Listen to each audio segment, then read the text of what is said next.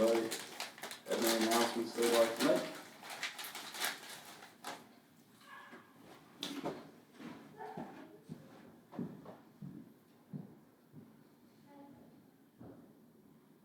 Wayne? Okay, so we.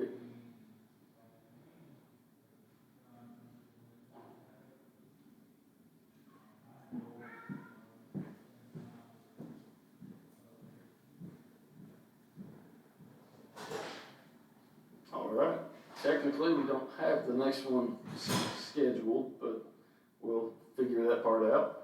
But certainly want to encourage those who are able to come to the men's class that we'll be having on Monday nights. Well, I believe once per month on Monday night going forward. So we'll look forward to that. Anything else anybody wants to mention?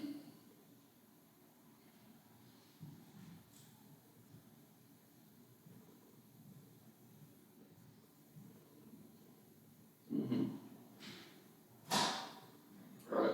So Olivia has talked with a surgeon about having her gallbladder removed. They're booked anyway for a while, and so that surgery would be scheduled for May the 5th. But we're also going to talk to a gastroenterologist to see if there's any other things they would recommend before going ahead with surgery. So we'll see what that brings, and then that appointment's scheduled for tomorrow as far as talking over maybe other options. Anything else?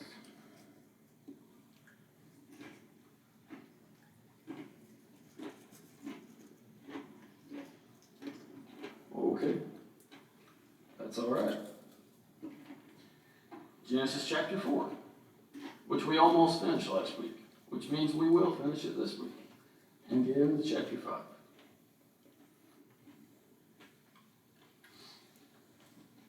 Genesis 4, and just to provide a little bit of context, we are finishing up the family history of Cain specifically.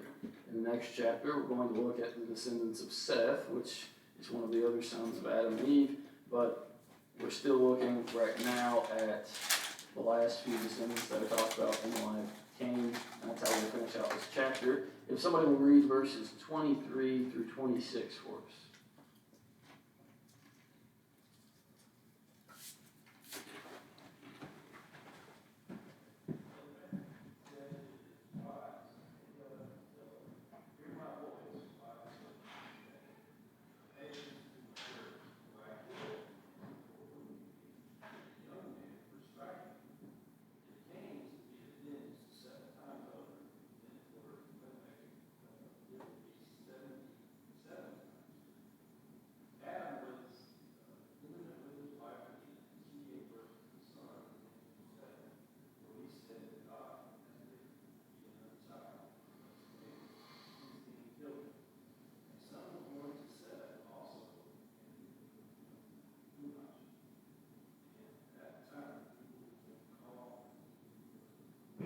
Okay.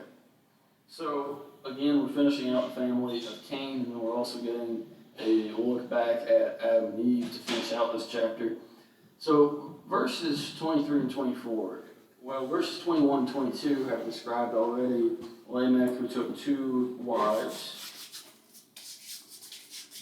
Get this straight. Verse 19. Lamech took for himself 2 wives and then had 3 different children. But in verse 23, this is strange for a couple of reasons. One, because what appears, the natural reading of this would be that someone has hit Lamech and he killed them for it. But that's what appears to be happening here. And so, if that's the case, it's the second recorded murder that we have. And it may be the second murder for all we know, but it's probably, I don't know. It's been a few hundred years, but still we're not really told. So, what he's doing, though, is talking to his wives, but he's doing so in a poem. And so what's strange about this is that he's murdered someone, and yet he's framing it as probably a song, really, that he's come up with. about the murder of this individual. And so this is actually the earliest example of a song or of poetry that we have in Scripture. And it just happens to be that the subject of it is murder. That's not for the best. But in this, he seems to be kind of arrogant about having killed this person. We suggested last week that Tubal Cain, mentioned in verse 22, may be a creator of iron tools, which could even include weapons of different kinds. So maybe it's that someone has hit him and he has returned the favor by stabbing them with something that was made. That's kind of speculation, but it's something along those lines, that someone has hurt him and so he killed them for it. And then in verse 24, he makes this statement that if Cain was avenged sevenfold, which he would be, God promised him that, then Lamech should be 77-fold. Now, that's just the word of a man. And so there's no reason to think that someone, if they killed Lamech, would suddenly get a 77-fold force repaid on them. Instead, he's saying, if it's like that for Cain, how much more for me, just because I'm so great? In reality, probably nothing would happen. But it seems that he's following in the footsteps of his ancestor Cain, probably why he claims this connection with him. And so he's killed someone in the same pattern as his great, etc. grandfather.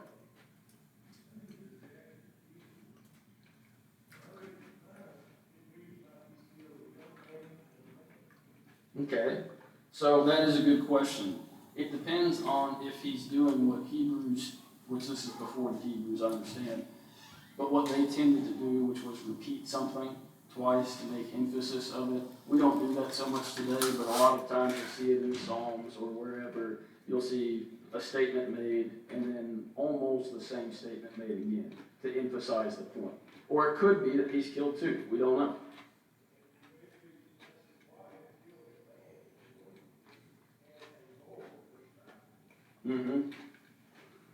So again, it's possible, or it could just mean that he uses man in the general sense and then specifies a little bit more.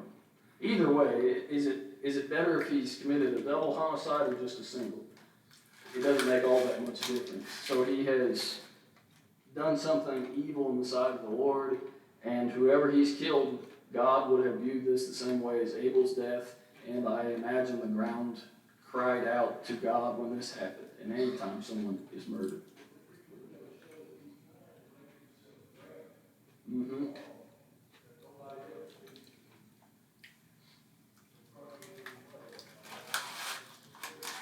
Right.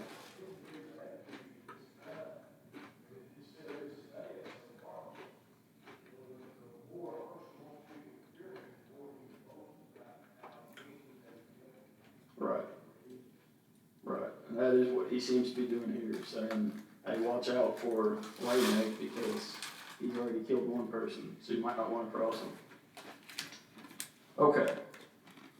Well, we'll leave his name there because it's not really best to emphasize people that have done wicked things. But after this, in verse 25, Adam knew his wife again, and we have a son named Seth. And I think we mentioned before that Seth means appointed, or a better word for it.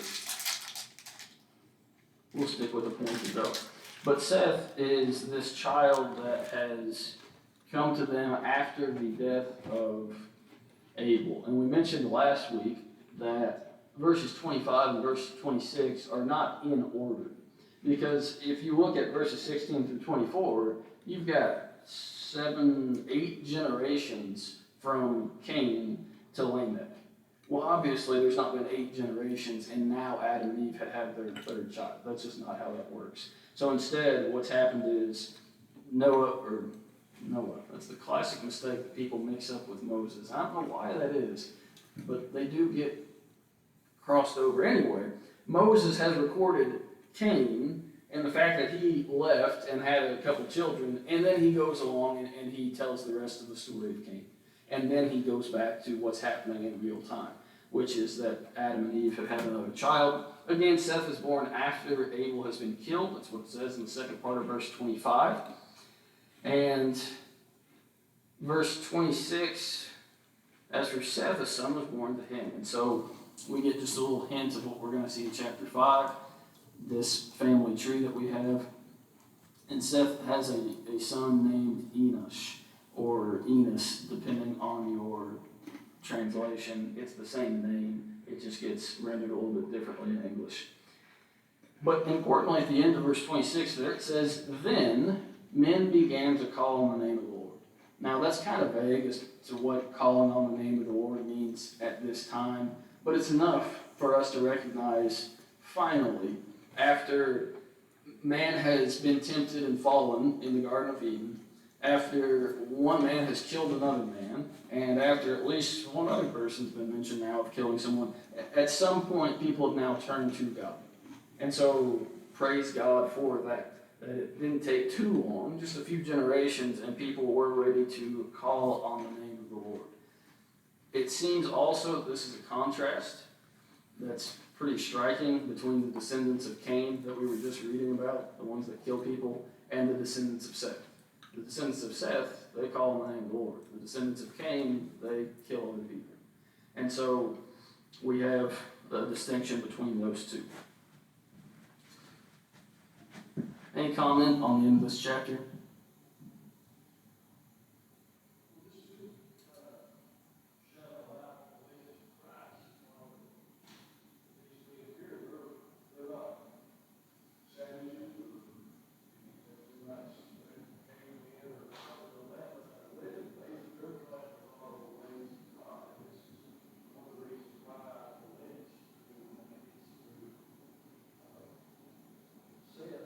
Mm-hmm.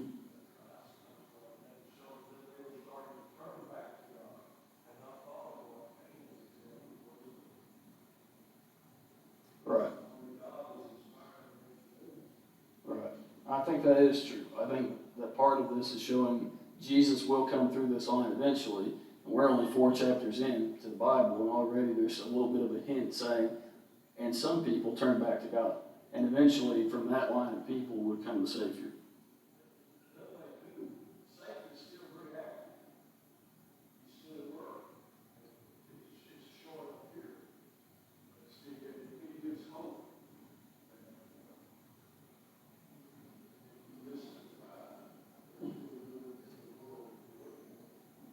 Mm-hmm.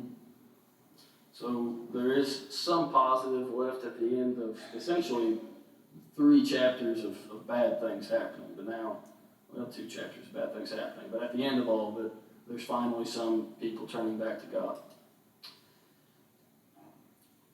One other thing we might mention before we go on, we're about to read about the lineage that goes through Seth. But what happens to the lineage that went through Cain?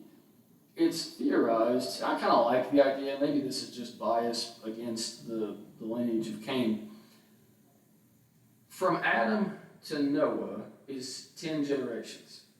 From Adam to Lamech, as in the last descendant that we read about from Cain's family, is 8 generations. And so it's not out of the realm of possibility that this is the extent of all of Cain's family.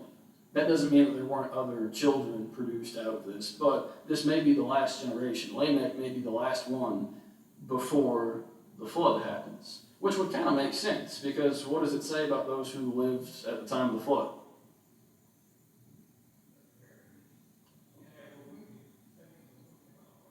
Right. They only thought of evil all the time.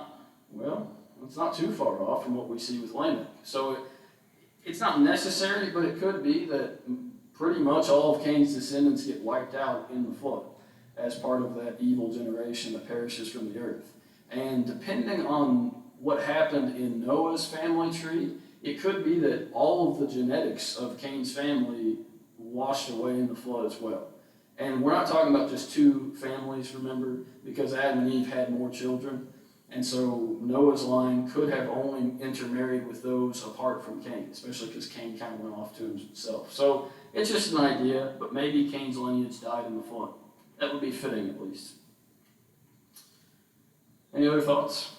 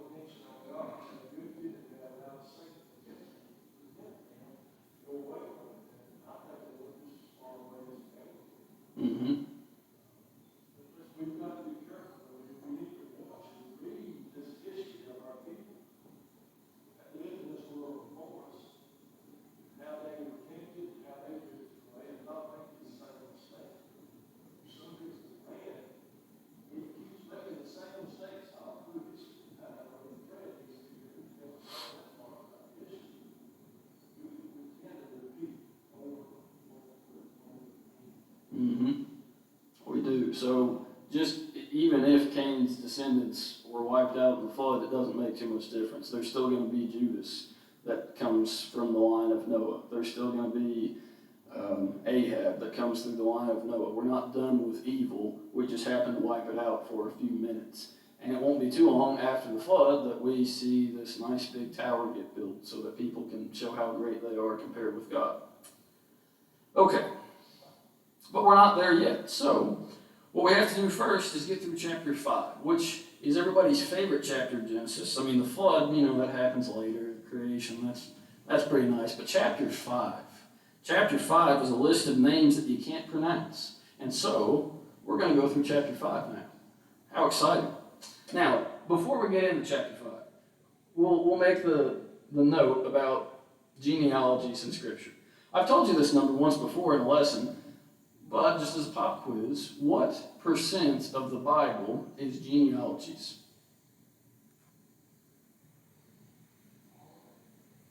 Not all of it.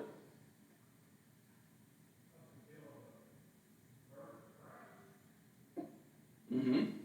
We see a lot of genealogies even associated with the birth of Christ.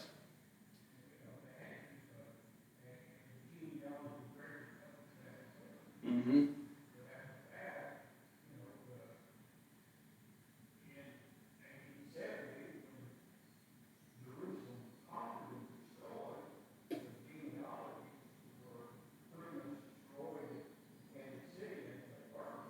Mm-hmm.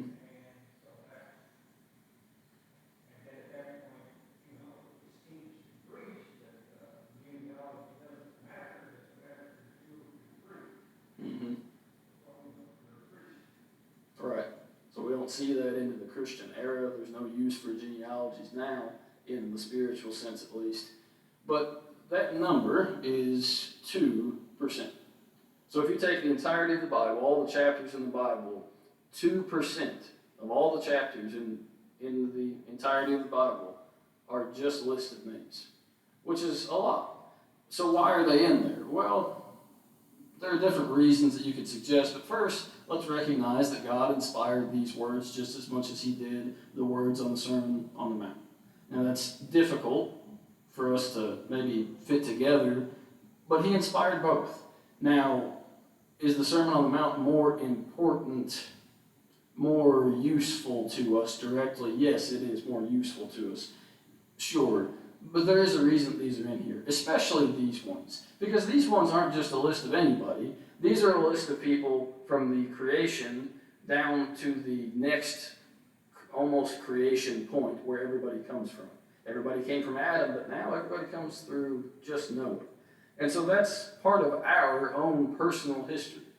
It's a long way back. It's at the beginning of it, but we are part of this list eventually. And, of course, as we've already mentioned, the Messiah will come through this line as well. And so there's a reason these things are in here. That being said, does that make them that much more exciting to read? Not really. So we're not going to spend all night just trying to decipher all we can from these verses, because the other side of this is that how long does Moses spend on this genealogy? How much time? 32 verses out of 50 chapters. Is it his main focus of Genesis? Not really, but it needs to be in there. And so we're going to cover it in that light. And we're going to stop where Moses stops and gives a little bit more detail on certain people, but we'll do as Moses did there. So, here's the real question. Who's going to read for us? Now, if anybody wants the easiest reading, read verses 1 through 5 right now.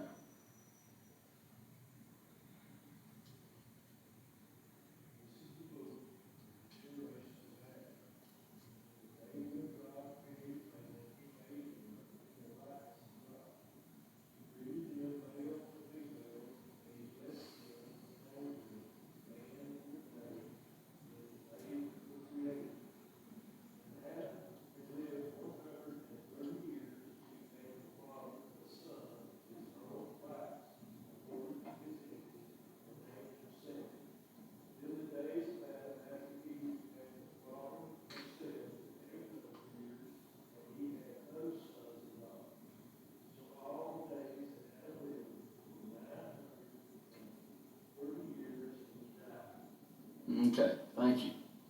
So this first part is just an introduction or sort of a reintroduction of what's already been covered up to this point.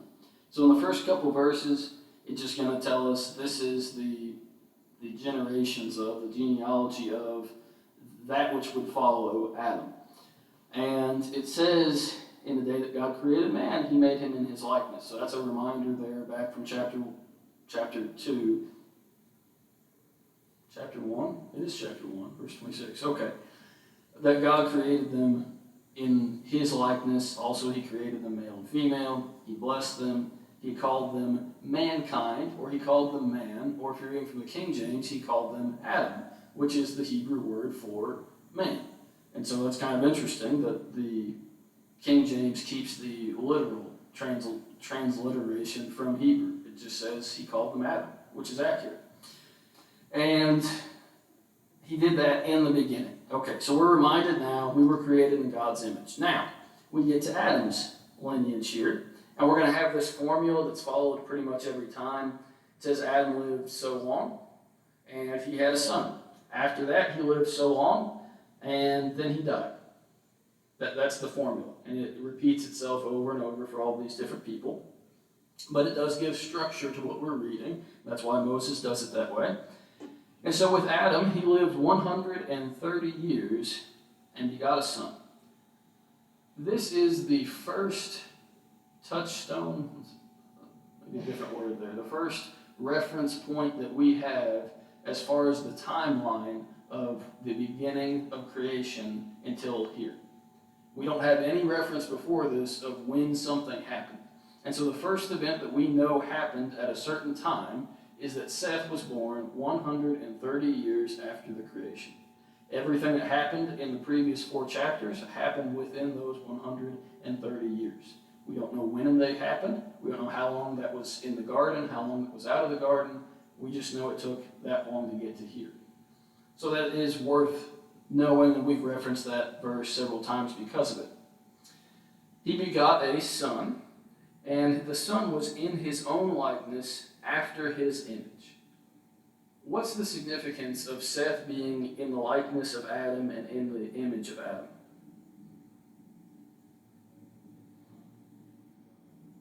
Correct. So why does it matter that Seth is still in the image and likeness of Adam, who is in the image and the likeness of God? Why is that important? Christ? Okay.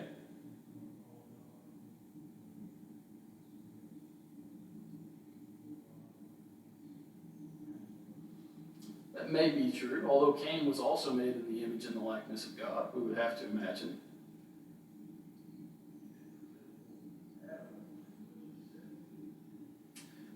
That's a good question. So does this have a literal implication that he is in the same physical appearance in some way, or emotional, or character-wise?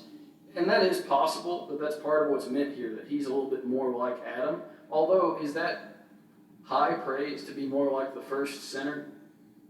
Not necessarily. So let me see if I can emphasize it this way. What has happened so far is that God created mankind in his likeness, in his image. That's pretty important, that we are made like that. Otherwise, we're just animals. And then, mankind sinned against God. And not lightly, he sinned as fully as someone can sin against God. And then there was a murder that happened after that. And so when this next child is born, what is God reaffirming? He says, in spite of your sin against me, Adam and Eve, and in spite of your sin against me and your brother, Cain, humanity will still be made in my image, and they will still bear my likeness all the way through the generations. If God doesn't reaffirm this here, and if he doesn't choose to keep us made in his image, he could have just cut us off and said, you know what? You sinned too bad. You're not going to be in my image anymore. Go and have fun. Be like the rest of the animals. But instead, he keeps us in that same vein of creation that he started with. Any other thoughts?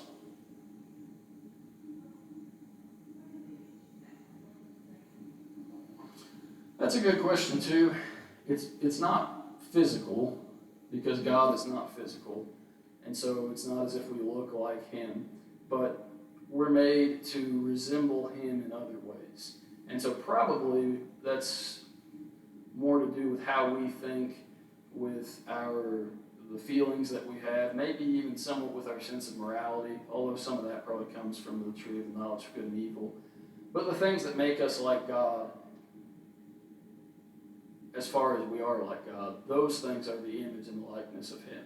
Now, there are plenty of ways that we don't look like God, but we don't act like God. But in the ways that we are similar, He says that we've been made in His image.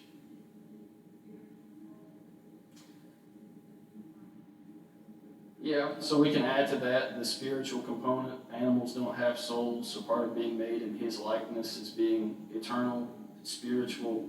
When I use eternal, recognize, I mean from the point of creation onward, not that we have always existed as God has. That's very different.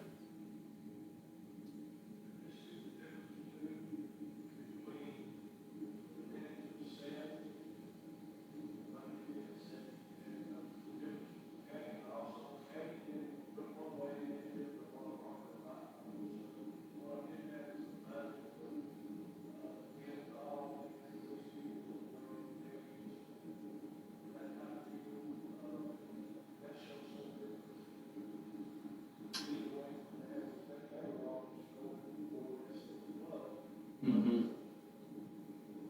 That's a good question. That's kind of a big question. Mm-hmm.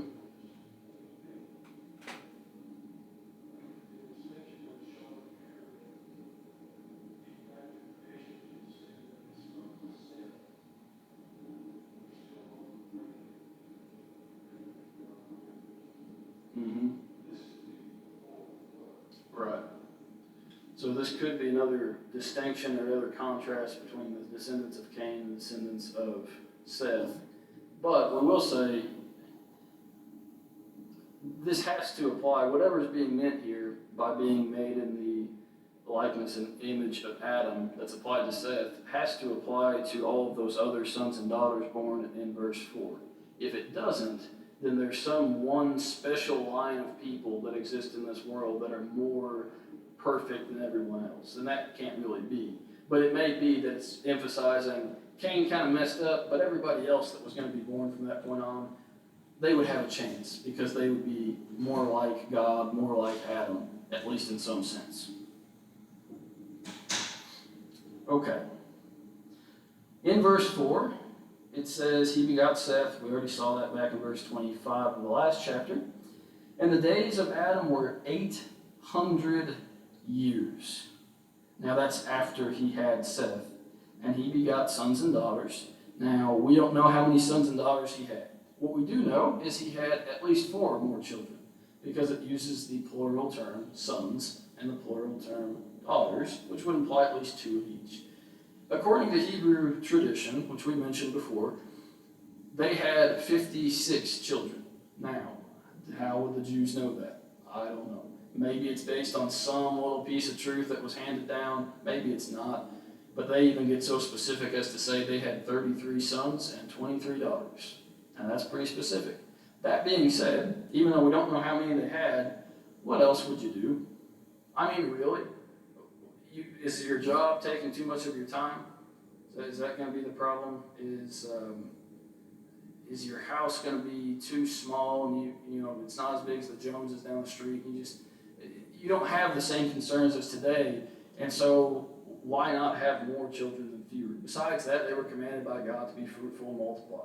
And so in all likelihood, Adam and Eve did have dozens of children, but we don't really know. They also had hundreds of years in which to create new life. And so they probably had a few.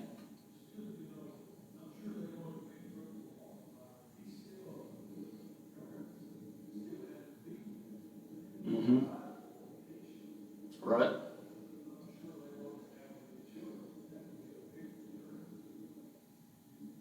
It would be a balance. Right. It was.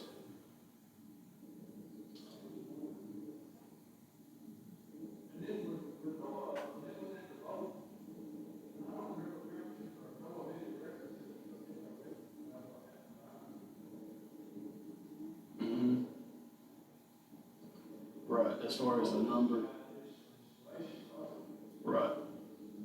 Yeah, I don't know how the Jews would have gotten that. And then as far as the kids go, I don't know, but agrarian societies tend to have more kids because a child is also a farm implement.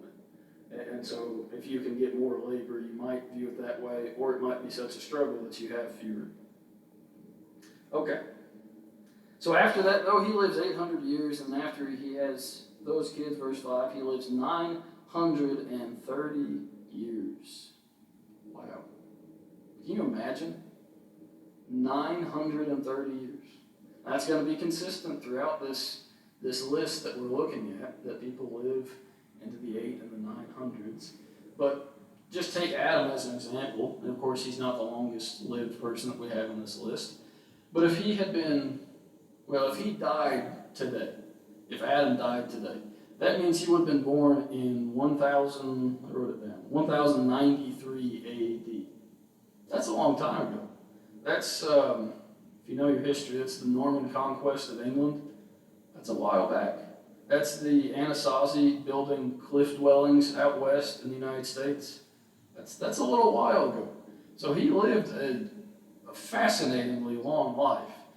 But, of course, the shameful part of the verse is not that, but that after only 930 years, Adam died.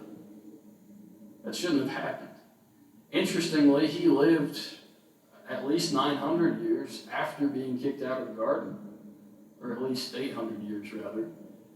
So he lived a long life even apart from the tree of life, as his descendants would live a long life, but in spite of that, he does still die. And that wasn't really the intention from the beginning. He was the very good creation of God. And yet he lost his life as a result of the actions that he and his wife had taken. Any other thoughts?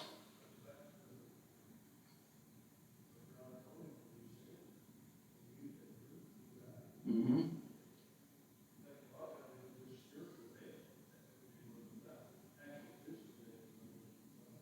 Mm-hmm.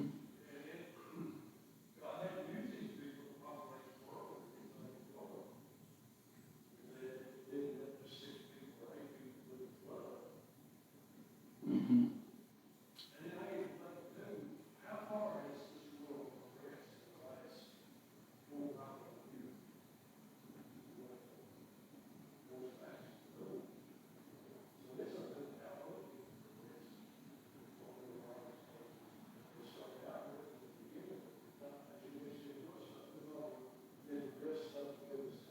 Mm-hmm. Right. Yeah, they were more advanced than we give them credit for, certainly. We mentioned that a little bit last week, but they were already making instruments in verse 21. They were raising livestock, verse 20. This is the last chapter. Verse 22, they were making things out of iron, which people say that the Iron Age doesn't happen until much later. And they're writing poetry or writing song in verses 23 and 24. So they were fairly advanced, even by our standards. But people don't like to give them that credit. Of course, all that was done away with, and only the knowledge of Noah and his sons and their wives continued on. Yes?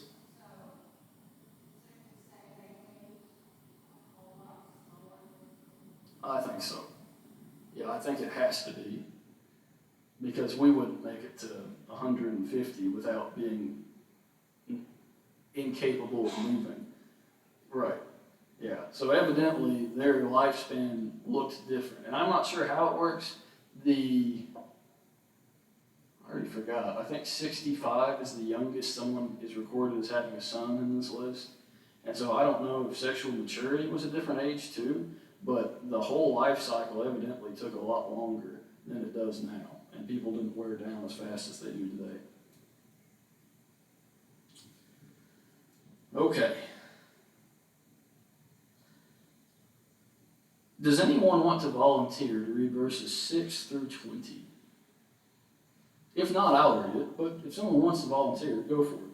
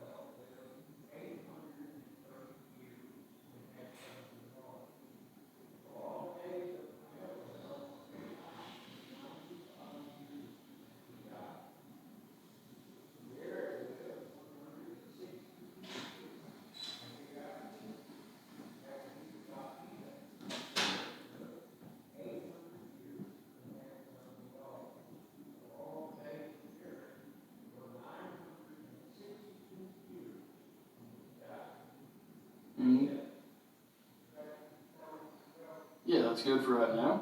Thank you very much.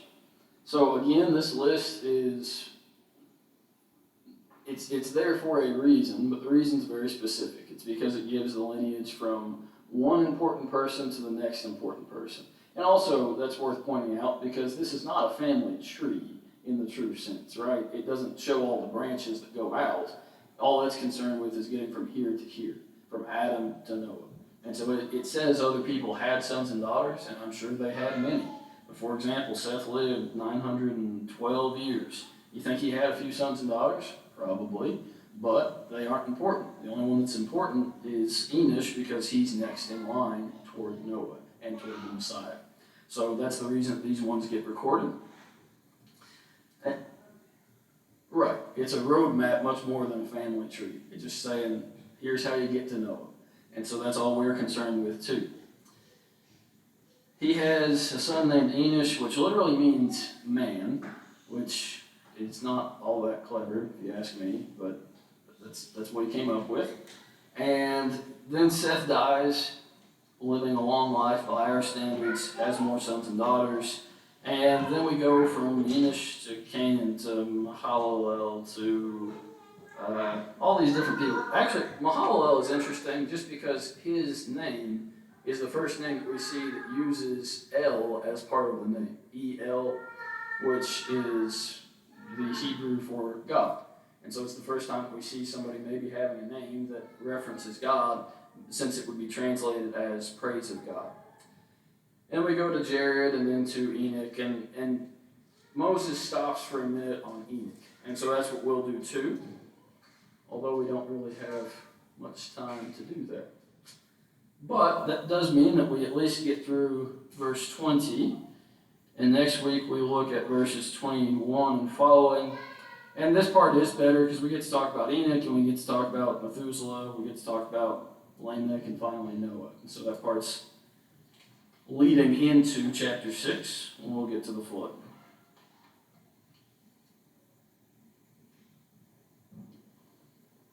All right. Who has the invitation tonight? What's that? Oh, I don't know, but if anyone else thinks they have it, then I'm going to give it to them. I have it, I think it might be a week from today. Yeah, okay. So next week. All right.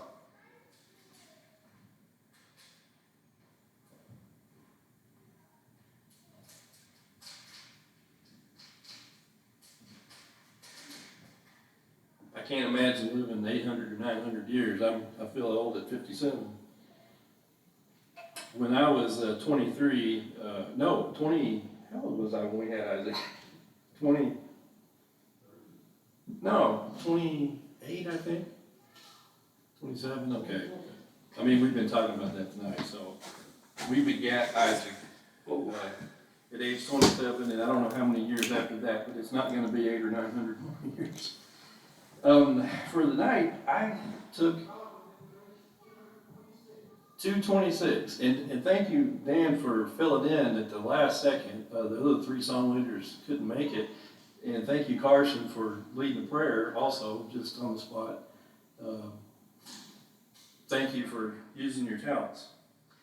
I have a tract here. It's called 8 Things You Will Never Do in Heaven, and I heard this recently somewhere. It wasn't here, was it? No, okay. It may have been on the radio, it may have been in a lectureship, I don't know. But it was interesting. If you turn on a light switch, which we do, you don't have to do that in heaven. We spend about half of our life in the dark, and kids are afraid of the dark. But in heaven, in the presence of God, it's always going to be light. There shall be no night there.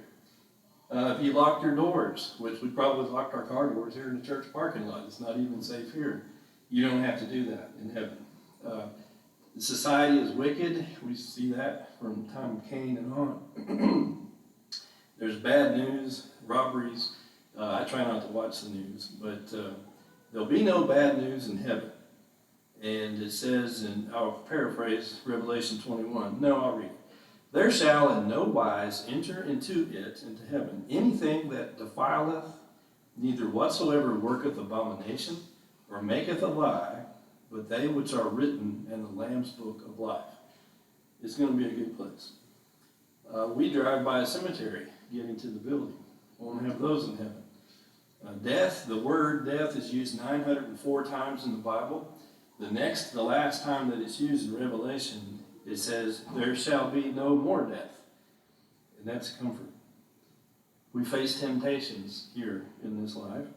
And in heaven, you won't have to. We face them daily. And James 1:14, every man is tempted when he is drawn away of his own lust and enticed. And it'll be nice to have a rest from that constant battle of facing temptation, because the devil won't be there in heaven.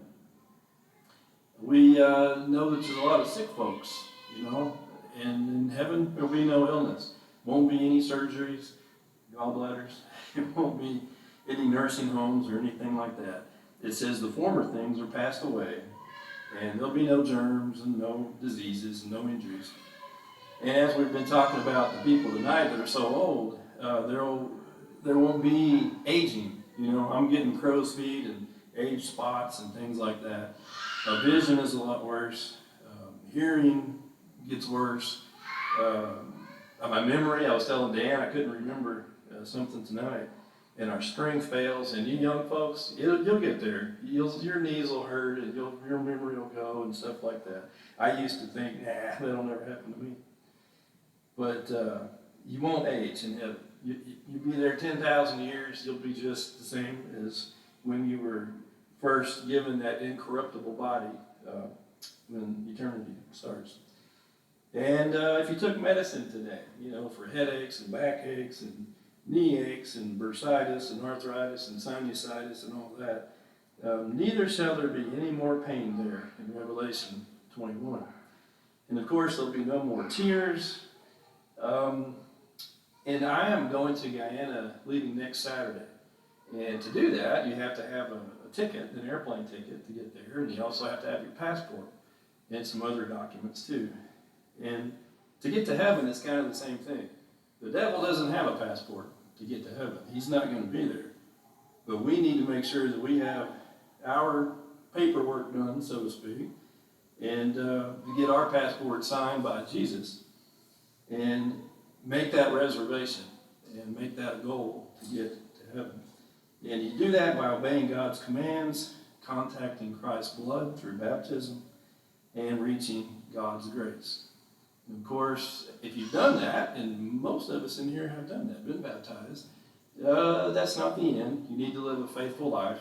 And if you mess up, which you do, we do, you need to repent of those sins and try to live as faithfully as you can until death. So it's comforting to think about some of the things that we won't have to face in heaven. If you've done something that's going to hinder your way to get to heaven and you need to talk about it or have us pray about it, come forward as we sing the song tonight.